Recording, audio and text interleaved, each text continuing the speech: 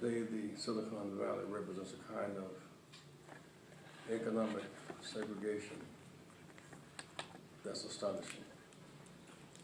And I had someone to go and get me copies of a sheet I will share with you.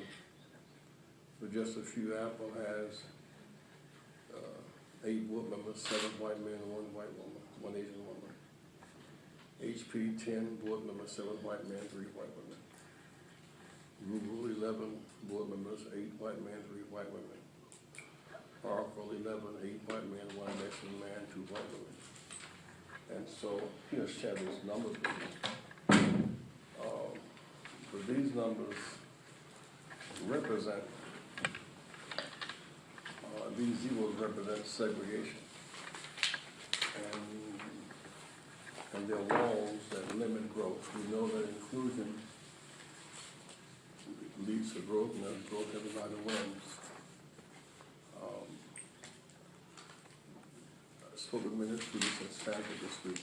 What's painful apparent, you look at these numbers, when a black and white comes out of Stanford the same degree, they leave at graduation going down 2 different routes. One is going up in Silicon Valley, and one is going someplace else, an uncertain destination. The IPO, about a month ago, Verizon did a $60 billion debt offering, $300 million in fees. No black, no Latino, no woman got a dime of the fees. Fees go from professional service, from legal work to broker dealers to lawyers and agents. It's a whole range of things that go beside the debt offering. And if there are no blacks on the board, I mean, the executive office is as segregated today as it was around the textile and the back industry 50 years ago. That obviously must be challenged, it must be changed.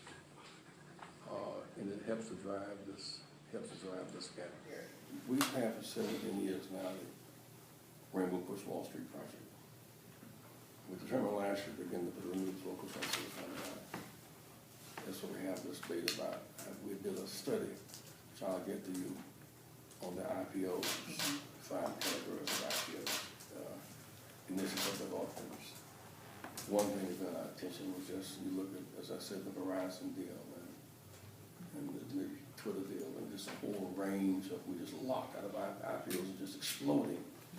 Yet people who sit side by side at the major schools, it's a significant white-black distinction, somewhat male-female distinction, far more black and brown and white distinction. And so to try to make the case that you cannot find qualified people is not the case. And so now we look at these companies, and they find favor in our government. I mean, we got $23 trillion in offshore tax avoidance. That's more money than America and Japan combined. I mean, 23 trillion offshore tax avoidance, plus wars that are unnecessary, plus racial and gender disparities. We can't go on this way. So we must take our case back across the country and begin to educate people as to who are our partners and who is not.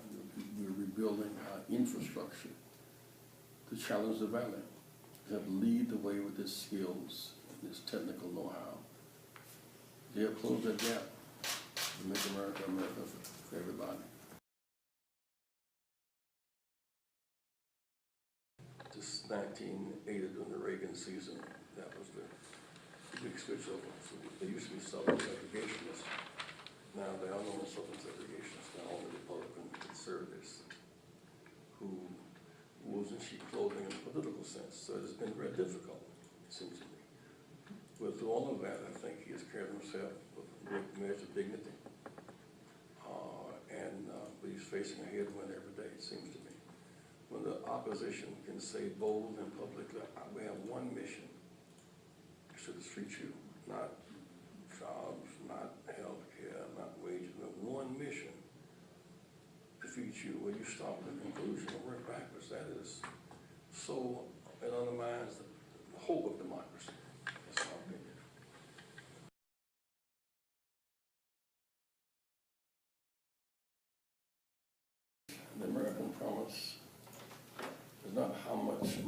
and fewer get. When I was hungry, you fed me. We got 50 million Americans, 53 million food insecure. And they will not be made food insecure by entrepreneurship, frankly. The 44 million on food stamps, attacking food stamps. Food stamps came in to do what? A market for the farmers, product for truckers and stores, and food for the hungry and for children in schools. So now they're using their powers to attack the basic social justice infrastructure laid down by the preachments about the kingdom legislation Johnson 50 years ago. I think we all have some obligation to cry out. This is not fair.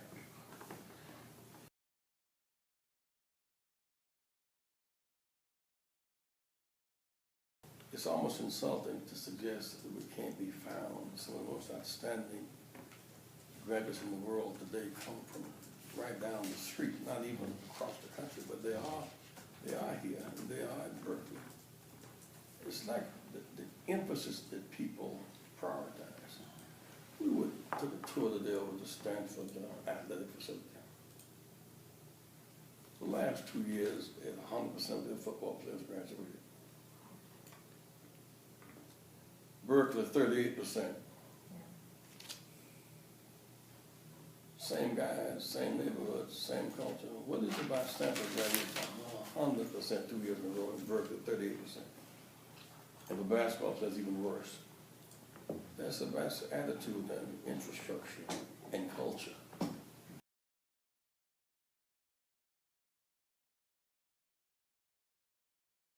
I was at Super Bowl week in New York last week, and some writer kept pressing, well, why do you hear this? I didn't enjoy the game. I said, that's the civil rights factor in the Super Bowl. What does civil rights have to do with the Super Bowl? So if the walls had not come down, you couldn't have a Super Bowl in New York. You couldn't have had the Carolina Panthers or the Atlanta Falcons behind the cotton curtain. You couldn't have had the Dallas Cowboys or the Houston Texans behind the cotton curtain. It had been illegal for them to sit together or play together.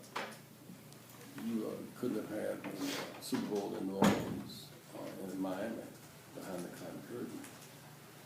The civil rights movement brought those walls down. Not owners, not coaches, not coaches. We could own teams before 1964, but we couldn't buy one of the integrated players. We could play before 1964. We could coach, but we couldn't grow new stadia in the whole athletic industry, the automotive industry. That's because civil rights.